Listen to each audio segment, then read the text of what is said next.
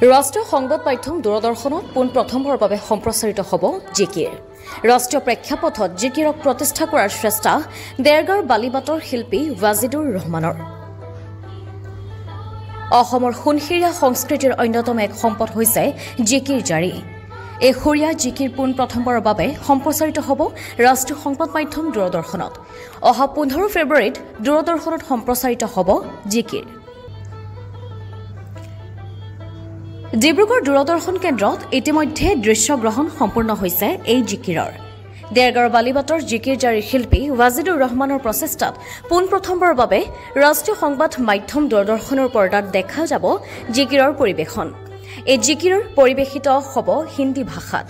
ৱাজিদুৰ ৰহমানৰ লগতে এই জিকিৰত অংশ লোৱা অন্যান্য শিল্পীসকল হৈছে য়াসমিন সুলতানা ৰহমান, শাহিন শাবৰিন, জাফৰিনা আখতাৰ, পৰিস্মিতা বৰা, নেতাশ্ৰী বৰা, মুকিবুৰ ৰহমান আৰু বিনোদ দত্ত।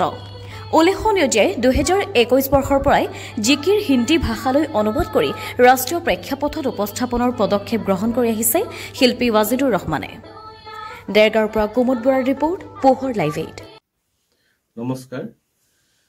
জিকিৰক অহৰহ চেষ্টা কৰিছিলোঁ আমি ৰাষ্ট্ৰীয় পৰ্যায়লৈ লৈ যোৱাৰ, জিকিৰক বিশ্ব দৰবাৰত থিয় কৰাবৰ বাবে আমাৰ দলটোৱে আমাৰ যি প্ৰচেষ্টা আগবঢ়াই লৈ গৈছিলোঁ তাক এদিন ফলপ্ৰসূ পাম বুলি আমি ভাবিছিলোঁ আৰু খুব সোনকালে আমি ইয়াৰ ফলপ্ৰসূ পাইছোঁ, কিয়নো জিকিৰ ৰাষ্ট্ৰীয় ভাষাত ৰাষ্ট্ৰীয় চেনেল যোগে প্ৰচাৰ হ'বলৈ গৈ আছে।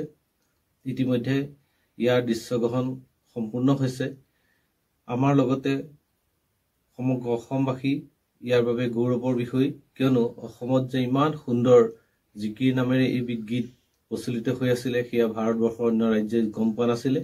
আমি হিন্দীলৈ অনুবাদ কৰাৰ লগে লগে আমাৰ ইউটিউব চেনেলত যথেষ্ট মানুহে চাই পেলাই খুব ভাল পাইছিলে, ভাল পাই পেলাই আমাক শুভ বাৰ্তাও দিছিলে আৰু ইয়াক ৰাষ্ট্ৰীয় চেনেল যোগে প্ৰচাৰ কৰিবলৈও আমাক কৈ আছিলে। ৰাষ্ট্ৰীয় চেনেল যোগে প্ৰচাৰ হোৱাৰ কাৰণে বা হ'বলৈ যোৱাৰ কাৰণে আমাৰ লগতে সমগ্ৰ অসমবাসী অতি গৌৰৱ অনুভৱ কৰিব বুলি আমি আশা কৰিছোঁ। ধন্যবাদ। জীৱন যাত্ৰাত অপৰিহাৰ্য হৈ পৰা এখন ক্লিনিকেল লেবৰেটৰীৰ পৰা আপুনি বাৰু কি বিচাৰে? সুন্দৰ পাৰ্কিঙৰ সুবিধাৰে এক সুন্দৰ পৰিৱেশ, সুবিধাৰে কেইজনমান সহৃদয় কৰ্মচাৰী, আৱশ্যকীয় সুৰক্ষাৰ সকলো সৰঞ্জাম, প্ৰয়োজনত অলপ মনোৰঞ্জন, যাৰ দ্বাৰা ক্ষণিকৰ অপেক্ষাও হৈ পৰিব পাৰে সুন্দৰ। অভ্যৰ্থনাৰ পৰা লেবৰেটৰীলৈ সুন্দৰ ব্যৱহাৰেৰে সহানুভূতিশীল কৰ্মচাৰী, পৰিষ্কাৰ ৱাছৰুম,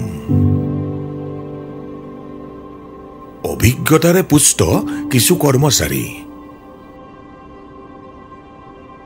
বিশ্বমানৰ অত্যাধুনিক পৰীক্ষাগাৰ, সময়ক প্ৰত্যাহ্বান জনাব পৰা দ্ৰুত সেৱা।